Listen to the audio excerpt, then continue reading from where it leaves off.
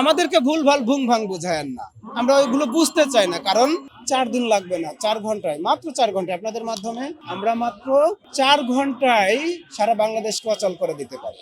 আমরা মাত্র 4 ঘন্টা সময়ের ভিতর আপনার সচিবালয় দখল করে নিতে পারি। আমরা 4 ঘন্টা সময়ের ভিতর আমরা প্রধান উপদেষ্টা পর্যন্ত পৌঁছে যেতে পারি। ফ্লাইওভার থেকে যখন বোমা হামলা করে মানুষ মারে, তখন কি আমরা হাততালি দিব? তখন কি আমরা স্বরাষ্ট্র উপদেষ্টাকে যে একটা চুমু দিব বলেন? ইউনূস সরকারকে কারা বসাইছে? আমরা ছাত্র সমাজ বসাইছি। 24-এর আন্দোলনে রাস্তায় মাইর খেয়ে ওনাকে সরকার গঠন করছি। উনি এখন আমাদের চিনে না, আমাদের হাদি ভাইয়ের হত্যার বিচার করে না। ওনাকে এই বাংলায় জাস্টিস করতে হবে। এখানে অবস্থান আসলে ইনসাফের জন্য, এটা একটা ইনসাফের লড়াই। এখানে আমরা ইনসাফ কায়েম করার জন্য বসেছি এবং এই ইনসাফটা শুরু হবে হাদি ভাইয়ের হত্যার বিচারের মধ্যে দিয়ে।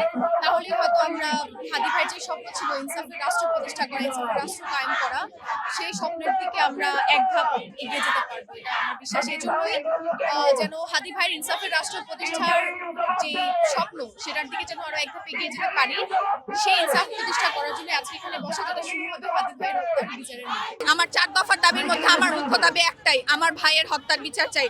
এই যে ভারতে পালায় চলে গেছে, পার্শ্ববর্তী দেশে পালায় চলে গেছে, ওনাকে পার্শ্ববর্তী দেশে থেকে ধরে আইনা এখানে বিচার করতে হবে।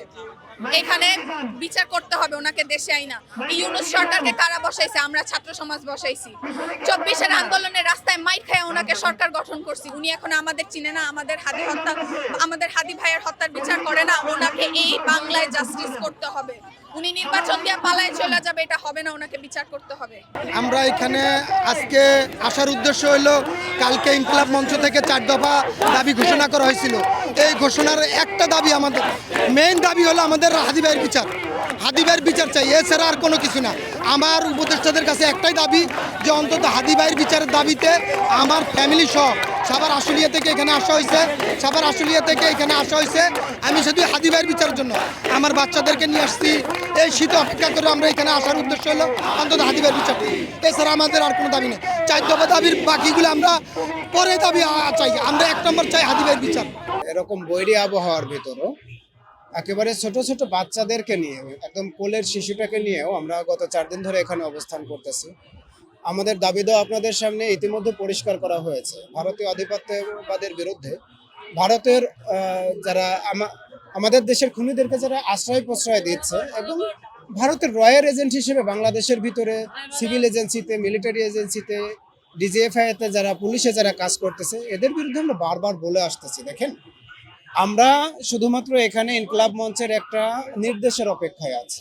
4 দিন লাগবে না, 4 ঘন্টায়, মাত্র 4 ঘন্টায় আপনাদের মাধ্যমে বলে দিলাম, হাদি ভাইকে নিয়ে সারা বাংলাদেশের মানুষের ভিতর এমন একটা ইফেক্ট তৈরি হয়েছে যে আমরা মাত্র 4 ঘন্টায় সারা বাংলাদেশকে অচল করে দিতে পারি। হাদি ভাইয়ের শহীদ হওয়ার পরে আমরা এখন পর্যন্ত 24 জুলাই পরবর্তীতে এতটাই অ্যাক্টিভ হয়ে গেছি যে সেই আগের মতো আমরা শত্রুর গুলির মাথায় আমরা স্বাধীনতা দেখতে পারতেছি। আমরা ইচ্ছে করলেই মাত্র 4 ঘন্টার নোটিশে সারা বাংলাদেশ অচল করে দিতে পারি। আমরা মাত্র 4 ঘন্টা সময়ের ভিতর আপনার সচিবালয় দখল করে নিতে পারি। আমরা 4 ঘন্টা সময়ের ভিতর আমরা প্রধান উপদেষ্টা পর্যন্ত পৌঁছে যেতে পারি। দেখেন, যে 4টা দাবি, এটা তো ইতিমধ্যে পরিষ্কার করা হয়ে গেছে যে ভারতীয় আধিপত্যের বাদের যারা দোসর আমাদের বিভিন্ন জায়গায় ছড়িয়ে ছিটিয়ে আছে, ভারতীয় যে কনসুলেটগুলো আছে সেগুলোর ভিতর যারা আছে, সেগুলো বন্ধ করতে হবে। আমাদের দেশ থেকে যারা খুনি, আমাদের দেশে প্রচলিত আইনে যাদেরকে দোষী সাব্যস্ত করা হয়েছে, ফাঁসির আদেশ দেওয়া হয়েছে, তাদেরকে ফেরত দিতে হবে। এই দাবিগুলো বরাবরের মতো 24 সাল থেকে এ পর্যন্ত এসে আমাদের একটা সামারিতে পরিণত হয়েছে যে ভারতীয় আধিপত্যবাদের শেষ শেকড়টা পর্যন্ত যেন আমাদের দেশে আর না থাকে। এই দাবিগুলো যদি এখনই মেনে না নেওয়া হয়, এবং সরকারের ভেতরে যারা ফ্যাসিস্টের দোসর হিসেবে যারা কাজ করতেছে, দেখেন, পুলিশ একভাবে বিবৃতি দিচ্ছে যে তারা মেঘালয়ে 2 জন খুনি মেঘালয়ে পালিয়ে গেছে, আবার মেঘালয় পুলিশ বলতেছে যে না, তারা পালিয়ে এখানে আসে না, তাদেরকে আমরা অ্যারেস্ট করতে পারি নাই। এই যে আমাদেরকে বারবার বিভ্রান্ত করা হচ্ছে, আমরা এই বিভ্রান্তির ভিতর আর থাকতে চাচ্ছি না।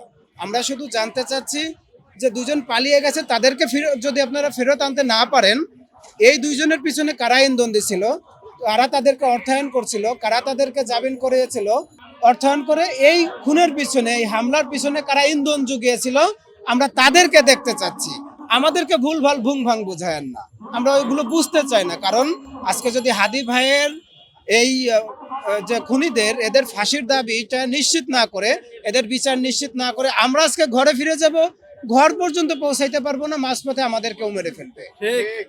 কারণ এরা তো সংঘবদ্ধ চক্র। দেখেন এখন টার্গেট কিলিং থেকে তাদের দৃষ্টিটা কোন দিকে সরে গেছে, তারা বিভিন্ন ভাগে বিভক্ত হয়ে গেছে সারা বাংলাদেশে। হতে পারে আপনারা দেখেছিলেন যে সারা বাংলাদেশে একসাথে যেভাবে বোমা হামলা হয়েছিল, ঘটনাটার কথা মনে আছে? নির্বাচনের আগে এরকম হতে পারে যে প্রত্যেকটা বিপ্লবীদের পিছনে একটা করে টিম, তার পিছনে ব্যাকআপ টিম দিয়ে একদিনে অথবা 24 ঘন্টায় তারা এই বিপ্লবীদেরকে টার্গেট কিলিং করে ফেলতে পারে। এজন্য আমরা চাচ্ছি যে শুধু হাদি ভাইয়ের এই ইস্যুটাকে সামনে রেখে না, আইন উপদেষ্টা হোক, আমাদের স্বরাষ্ট্র উপদেষ্টা হোক, দেশের মানুষের স্বার্থে, দেশের মানুষের জীবন বাঁচানোর স্বার্থে আপনাদের ওখান থেকে সরে যাওয়া উচিত।